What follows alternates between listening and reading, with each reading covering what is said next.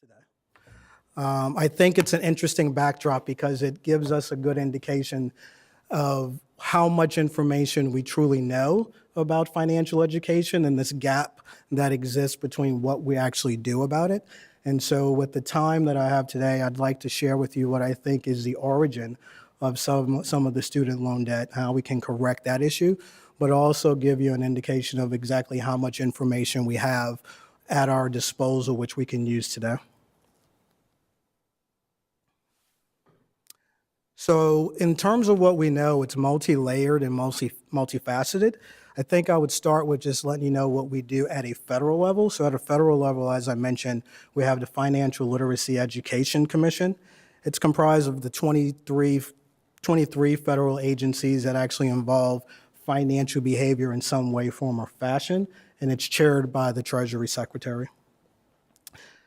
During Financial Literacy Month in 2016, they came up with what we know as our National Financial Literacy Strategy, but it's basically a way that allows us to outline the exact steps that every person needs to take, so that way we can ensure we have consistent data and to ensure that we also have consistent outcomes that we can report back to in the public.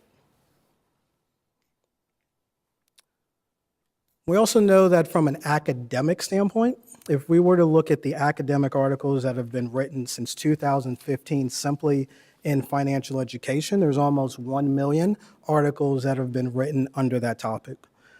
And through this platform of FLEC that actually allows us to align the consistency of the research, as well as some of our other platforms like Google Scholar, which is able to create an accessible database, we know that there's some commonality in some of the research that we've seen today. Specifically, some of the common themes are that with financial education, we should start as early as possible, that the workplace is an ideal venue to actually incorporate financial capability and financial wellness assistance, that there is a need for financial education that is nuanced to understand the complexity of present-day financial decisions, as well as the lasting impact throughout your life of those decisions.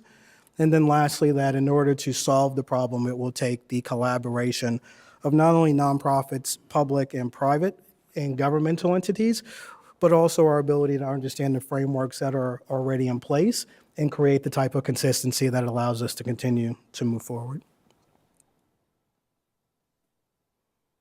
And so I'd also like to point out that there's over 4.5 million articles that have been written throughout our entire time in financial education. And so when we look at 2015 for there to only be 1 million, there's plenty of data that we still have yet to sift through. And then I'd like to move now to what we're doing in Massachusetts. And here in Massachusetts in 2015, we're really fortunate. We had our Treasurer Deborah Goldberg incorporate a financial literacy task force, which actually consisted of members of private organizations as well as colleges, universities, educators from our K through 12 organization, as well as Deputy Treasury and other members in the Office of Economic Empowerment.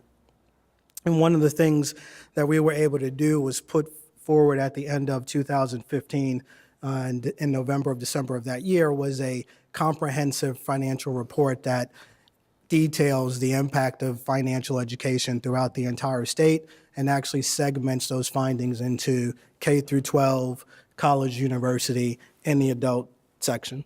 The good news is that as that financial task force concluded in 2015, they left with 22 recommendations from the members of that committee to the state where they can actually incorporate these to move us further ahead in the financial education fight.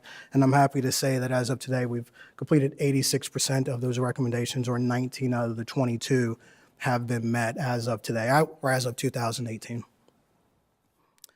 And so what I'd end with is that we know that from a federal standpoint, we have this framework to align the various stakeholders. And from our academic standpoint, we have a prescription and scale so that we can actually transfer this information out into the ecosystem to try to help it out. And then we know from our Massachusetts work that we have tactical data that we're able to incorporate to move us forward. And then I kind of have to pause there because that's usually where the conversation stops, right? That's what we know. And that's all the information that we have. but I'd like to talk a little bit about kind of what we do and the gap that exists between what we know and what we do, and some of the things that we were able to find out on that financial literacy task force.